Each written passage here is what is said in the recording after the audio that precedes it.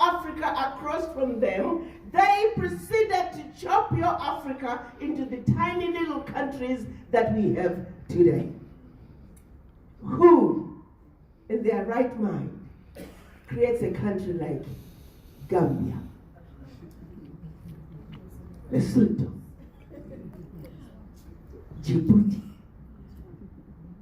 Togo, Central African Republic, Burundi, Rwanda, Malawi, Mozambique, and the list goes on.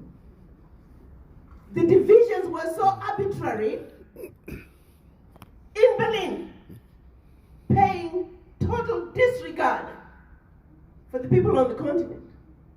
History tells us that husband and wife were in bed in Malawi, and when they woke up in the morning, the husband was in Zambia and she remained in Malawi.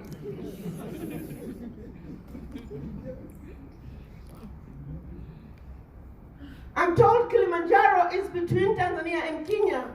It's because the Queen of England was on vacation in Kenya. And the granddaughter says, "Grandma, I like that mountain." And Grandma said, "No problem, baby. Hey, move the border of Kenya. Bring a part of Kilimanjaro over here." That's simple. Have you ever wondered about the funny shape of Zambia? DRC dips into Zambia. Well, Leopold felt he didn't have enough copper. He said, "Well, just cut out another piece of over there. I need more copper over here." It was just that simple. No Africans were ever contacted. No regard was ever given to the Africans and their ways of life and their powerful kingdoms with well-established civilizations and religious systems, because the Africans do not matter. So it is, Berlin Conference was put in place to divide us in a way that give it a generation. The people who were once the same people will not know each other. Try driving from Zambia. You're speaking English. Pretty soon you are in Angola. You're speaking Portuguese. Pretty soon you are in DRC. You're speaking French. Pretty soon you are in Equatorial Guinea. You're speaking Spanish. Pretty soon you are in South Cameroon. You're speaking French. Pretty soon you are in Northern Cameroon. You're back in English. Maximum disruption. So not only physical boundaries, but we were intentionally given to different countries that spoke different languages.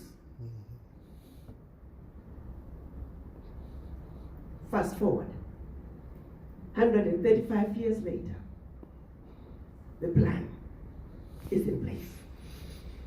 To the colonial masters, I say, mission accomplished.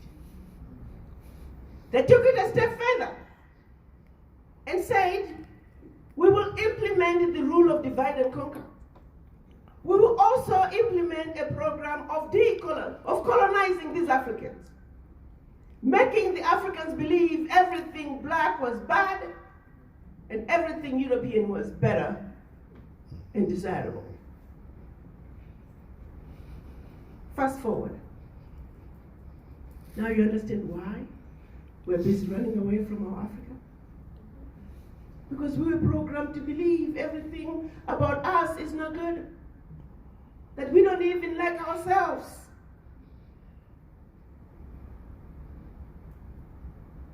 Mission accomplished. Because the most intelligent, hardworking people I know can seem to come together in a meaningful way, just like other ethnic groups do. Thanks to the Berlin Conference. Thanks to the legacy of slavery. The same process that was introduced to the Africans who had been introduced years later, years prior. You all know about the field niggers and the kitchen niggers, the light-skinned versus the dark-skinned. Our story is deep.